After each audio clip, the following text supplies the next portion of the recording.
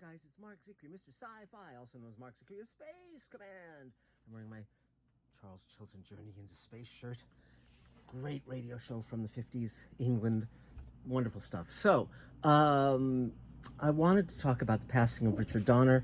He died in his 90s this past week, and I actually met him. I knew him. So I want to talk about it because for most people, you know, they're memorializing him in the press, and he did many very successful and notable films: The Omen, the Christopher Reeve Superman, Lethal Weapon, on and on, tons of stuff. And but for me, none of those are what I think of as his masterwork, because during the 5th season of Twilight Zone, a young Richard Donner was brought in to direct a handful of episodes, and among those episodes was Nightmare at 20,000 Feet, the classic episode where William Shatner is on an airplane and he looks out the window and he sees a gremlin on the wing.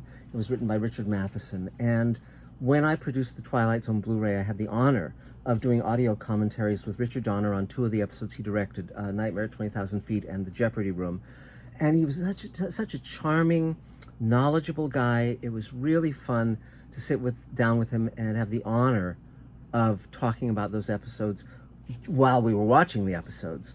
But Nightmare at 20,000 Feet particularly is just a miracle, and I wanted to share a little bit about that with you. Now, also, for those who don't know, on the Twilight Zone Blu-ray, which I produced, I did 53 commentaries, including the time element, of Twilight Zone episodes, and I'm about to do all 101. I'm going to be launching a campaign, and you can go to Twilight Zone Commentary, twilightzonecommentaries.com to find out about it. But if you want me doing commentaries on all the Twilight Zone episodes, this is your chance, and it's one time only, and you can find all about it there. So, but back to Richard Donner. So, here's the cool thing.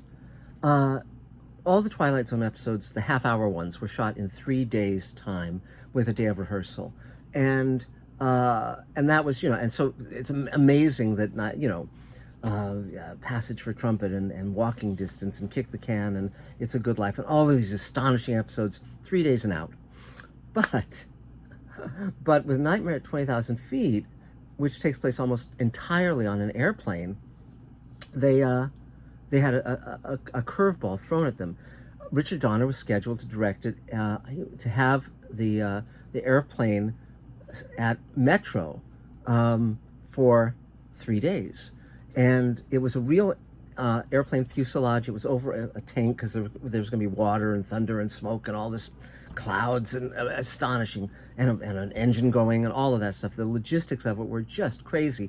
And because it was a real airplane fuselage, they couldn't shoot it the way you normally would on a Twilight Zone episode at the time, with all this very, very big camera equipment. And, you usually have what's called wild walls, where you can remove one or more of the walls so that the crew and the equipment can look in at the actors.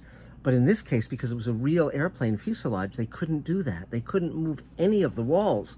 So that was shot handheld. It was shot using smaller Aeroflex cameras. It was just amazing, 35 millimeter. And so Richard Donner did his preparation. And then the executives from MGM came to him and said, look, a feature film we're doing needs to do reshoots, and we're going to need the airplane back. So you, instead of having 3 days to shoot, you only have 2 days. So Richard Donner said, well, then we're shooting all night, which is what they did. So that episode, in its entirety, was shot in 2 days, which is just amazing. It's a brilliant piece of work. I love it. It's, George Miller did a really good adaptation in Twilight Zone, the movie, and I recommend that to you. But I much prefer the Shatner version because it's about a guy who's had a nervous breakdown, and this is how he gets a grip on his sanity, and there's more of a point to it. Now, Matheson didn't particularly like the gremlin. He said it looked like a teddy bear, but there was a reason for that. First of all, it was played by Nick Cravat, who was Burt Lancaster's acrobatic partner. He's in a lot of Burt Lancaster movies, a little short guy, but very strong, though. And William Tuttle did the sculpture of the prosthetic that went on Nick Crevette's face, the gremlin prosthetic, but they couldn't afford to make a monster suit, so they went into MGM's wardrobe room, and which was of course vast, and they found this big puffy kind of, furry suit, and that's what the creature wore. So, but that said, it's still unforgettable. It's a classic. Richard Donner really was on his game. The level of production on that episode is amazing, just amazing. You really have a sense of an airplane in flight. And when Shatner looks out that window, and this is Shatner before Star Trek, and when he was really incredibly handsome, and he had this dynamism as an actor and this focus, and he's the perfect choice for that episode. And the music is terrific, and it's just, and Ed Kemmer, who starred in Space Patrol, one of my favorite shows from the 50s, is in the episode as the flight attendant. So that's some of it.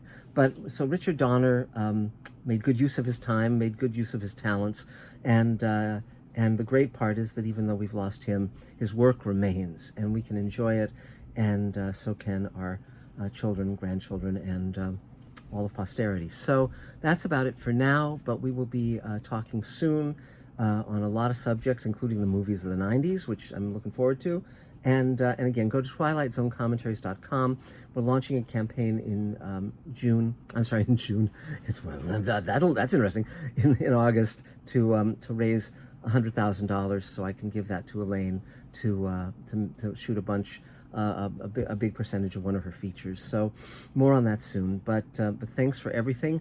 We're going to talk a lot about a lot of things, and I'm just tip of the hat to Richard Donner. I'm so glad I got to meet him. I'm so glad I got to do those commentaries with him. He was a gentleman and a giant. So that's it for now, and we'll talk again real soon. Bye, guys.